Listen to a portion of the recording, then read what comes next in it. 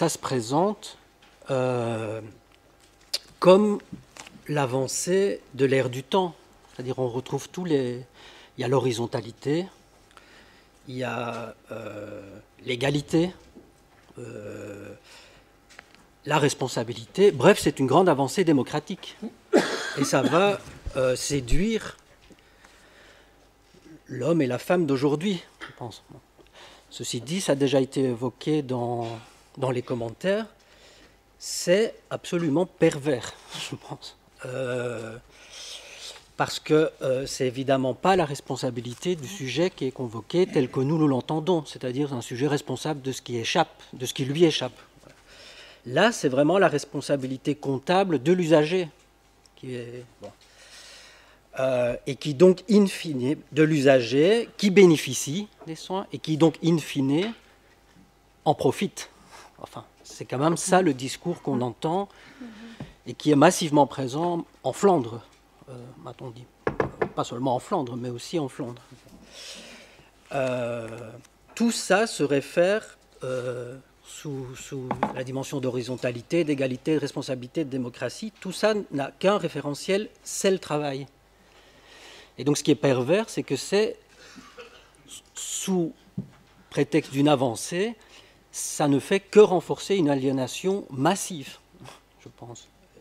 Une avancée, aussi une promesse de droit, droit du citoyen. Et sous ce droit du citoyen, il y a finalement une obligation de se faire lui-même. C'est un nouveau triptyque, information, formation, évaluation. Ce que je trouve profondément inquiétant dans cette histoire, il faut en repérer la structure tout de même. Il s'agit de patients, enfin ils sont très patients puisqu'ils attendent en prison. Il s'agit de personnes qui sont là et qui viennent la voir parce qu'ils ont commis des passages à l'acte, parce qu'ils ont été une grande partie de leur vie dans l'acte. Certains d'ailleurs, dont elles témoignent, font des allers-retours avec la prison. C'est-à-dire, on voit bien, c'est des gens qui sont beaucoup dans l'acte. Elles proposent un détour par rapport au passage à l'acte, par rapport à ce court-circuit. Le détour de la parole, d'une parole vivante, qui passe aussi par la conversation, s'intéresser à ce qui les intéresse, etc. Vraiment le détour. Et ce que réplique l'institution managériale, c'est il faut un passage à l'acte.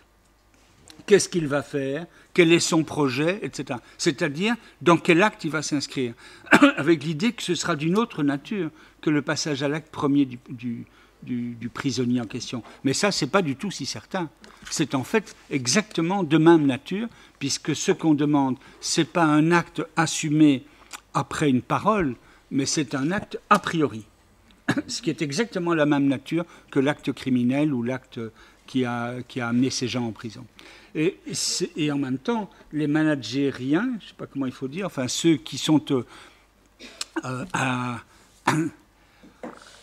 l'agent de cette entreprise ne perçoivent certainement pas que l'acte qu'ils proposent est de même nature. Ceci dit, les éclairer est peut-être difficile, mais nous sommes là pour ça. Cette question de l'abolition du corps social, au fond, l'idée qu'un patient peut rencontrer d'autres patients qui ont subi la même chose, qui ont eu la même maladie, et qu'ils vont s'aider par... au fond, qu'il va être aidé par l'expertise de celui qui a vécu la chose. Cette idée apparaît certainement sympathique dans certains milieux. Évidemment, nous qui sommes plus habitués à une certaine désymétrisation, ça nous paraît complètement utopique. Mais ceci dit, ça n'est pas sans... Enfin, c'est une structure qu'on connaît. C'est celle des alcooliques anonymes, par exemple, n'est-ce pas? Bon. Ça n'est pas que c'est tout à fait inutile, parce qu'à l'occasion, un patient peut trouver un certain appui comme ça. Mais fondamentalement, si c'est ça la thérapeutique, ça va le laisser en prise avec lui-même et son miroir, voire un miroir déformant, et sans lui permettre du tout de s'orienter. C'est-à-dire, là où on pense que ça peut faire communauté et soutien, ce qui n'est pas faux d'un côté, du point de vue strictement de vers où il veut avancer, comme tel, le patient, je pense spécialement aux personnes qui viennent dans les centres de santé mentaux, vers où il veut avancer vraiment, là, il va se trouver face à un miroir. C'est du côté justement de ne pas pouvoir se décaler de ce qui lui arrive. En soi, c'est ce procédé, parce qu'il faut bien mesurer que pour un certain public, ça doit apparaître sympathique, ce truc. Et en même temps, c'est profondément pervers, parce que ça élimine en fait le vrai lien social au bénéfice d'une sorte de lien communautaire imaginaire face à son propre miroir. Mais il faut bien mesurer qu'au fond, quand on dit il faut à la fois un protocole pour prévenir les suicides et d'autre part un protocole pour l'euthanasie, ce que ça veut dire, c'est qu'il faut éliminer le sujet, encore une fois. C'est le sujet qui passe à l'acte pour une raison ou une autre, qui ne relève que de lui, du côté du suicide. Nous n'y sommes pas favorables, mais c'est la liberté de chacun. L'euthanasie, ce n'est pas la liberté de chacun, c'est une procédure. Ce n'est pas la même chose, n'est-ce pas? Et on veut faire entrer la liberté de chacun, enfin, dans ce fragment-là, profondément paradoxal, c'est néanmoins très clair. On veut faire entrer la liberté de chacun dans une procédure.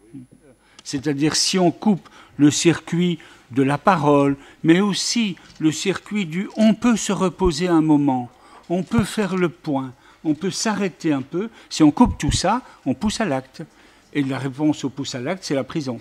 Et donc la maladie mentale est judiciarisée dès lors qu'on réduit au fond l'enveloppe financière, ou en tout cas son efficacité. Le problème est plutôt l'organisation de ça.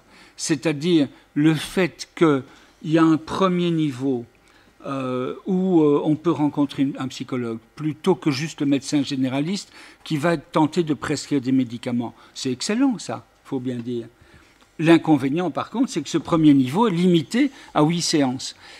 Alors certes, après, il peut y avoir une prescription de psychothérapie, mais une psychothérapie sous prescription n'est pas la même chose qu'une psychothérapie sous choix. C'est-à-dire, on peut se demander si l'efficacité, d'ailleurs ça tu le soulevais toi-même aussi, si le terme même, enfin l'efficacité de la prescription ne va pas diminuer l'efficacité de la thérapie, n'est-ce pas? C'est une question au moins. Mais ce que je vois comme problème, c'est le passage du premier au deuxième niveau. Le passage du premier au deuxième niveau qu'on considère d'abord 8 séances avec une psychologue ou un psychologue premier niveau. Ensuite, une prescription, qui que ce soit qui fasse la prescription. Eh bien ça rompt toute idée que le transfert compte dans le travail.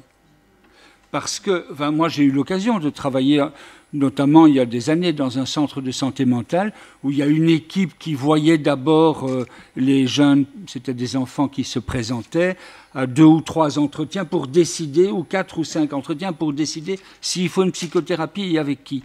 J'ai toujours trouvé que ce système rompait. Alors, c'est plus avec certaines catégories de population, mais chez les adolescents, ils sortent tout de suite. C'est très compliqué. Et donc, simplement, cette rupture du côté des niveaux me paraît personnellement très problématique. Elle me paraît aussi témoigner de la volonté, là, peut-être inconnue d'eux-mêmes d'ailleurs, de ceux qui organisent le système managérial, de leur volonté de supprimer toute référence possible à un transfert. Je ne veux dire pas au terme psychanalytique de transfert, mais au lien singulier qui peut lier un sujet souffrant à un autre auquel il se met à faire confiance par les détours de la parole. C'est ça qui est systématiquement rompu dans la chose.